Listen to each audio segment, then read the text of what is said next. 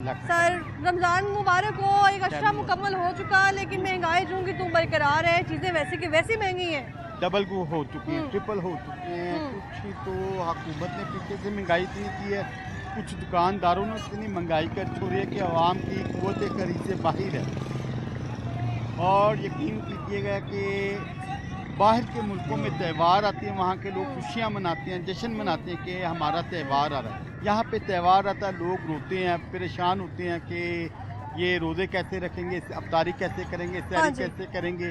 तो महंगाई इतनी है, कुछ दुकानदारों ने इतनी लूट मार मचा चुकी है कि हर चीज़ क़ुव्वत खरीद से बाहर हो चुकी हुई है। आप चिकन देख लें, कोई भी फ्रूट ले लें, घटिया से घटिया फ्रूट भी वो 200 रुपये किलो या 200-250 रुपये किलो से कम नहीं। दोम का फ्रूट भी, हाँ जी जी, दर्जा सोम का भी, यानी कि वो भी 300 रुपये किलो, 200 रुपये कम से कम जो मैक्सिमम रेट है वो 200 रुपये केजी है।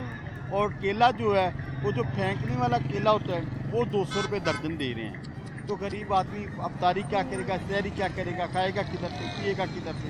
अब एक बंदा, उसके 6 बच्चे हैं और वो अकेला कमाने वाला है जी। वो बच्चों के ईद के त्यौहार के कपड़े बनाएगा या उनकी अफ्तारी करवाएगा या सहरी करवाएगा, क्या करेगा। आवाम ने इस कदर पिस के रख दिया हुआ है कि बेकारी बना दिया हुआ है इस कौम को। अब आप देखिए जो निगहबान पैकेज दे रही है बेन मरियम नवाज साहिबा, ये बिल्कुल गलत कर रही है। साहिबा का नाम आपके मुंह से निकलने लगा तो शायद आपको याद आ गई वो मरियम नवाज की बात कर रहा हूँ मैं। मरियम नवाज साहिबा जो निगहबान पैकेज दे रही हैं वो अवाम के साथ एक फ्रॉड है, एक धोखा है। कैसा? मैं आपको बताता हूँ। मिले ज़रूर हैं। आपने पिछले साल देखा होगा कि इन्होंने आटा आवाम को दिया था। इनकी अपनी पार्टी के जो प्राइम मिनिस्टर थे खाकान अब्बासी साहब, मुफ्ता इस्माइल साहब, उन्होंने हुकूमत पे ब्लेम लगाया जी इन्होंने अरबों रुपए की करप्शन की है। अब देखें पैकेज में, वो जो आटा पैकेज में खाकान अब्बासी साहब ने रिज़ाइन कर दिया अपनी हुकूमत से, यानी कि मियां नवाज शरीफ से रिज़ाइन कर दिया मुफ्ता इस्माइल साहब ने। उन्होंने कहा कि इन्होंने अरबों रुपए की हेर फेर की है, इनमें करप्शन की है। ये तो सारे मामला चलते रहेंगे जनाब, लेकिन यहाँ पर हम ये पूछ रहे हैं कि चिकन तो हाँ 250 रुपये मिलता था, 150 मिलता था, आज देखिए 350 रुपये किलो हद तक गया है सर्दियों में। लेकिन अब 750 रुपये किलो है। वो भी आप खरीदेंगे तो वो दुकानदार अपनी मर्जी का डाल के देगा।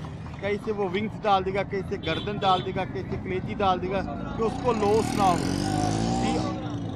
200 ग्राम जी जी।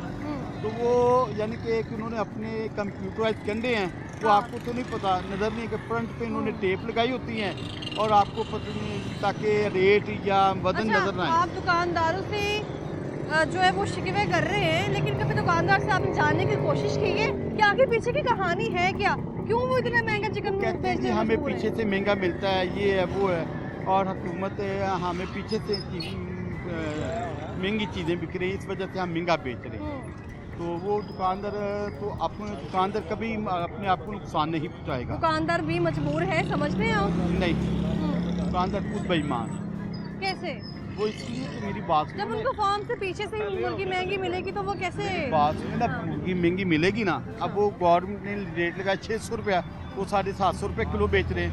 अगर 600 उन्होंने कहा आप 650 बेच दें, 150 रुपया बनता है प्रॉफिट का, बनता है। चले 600 दे रहे हैं, आप 650 बेच दें, 750 रुपये क्यों बेच रहे हैं? 750 रुपये जी माशाल्लाह। आप बात मेरी फॉलो करें जी जी जी।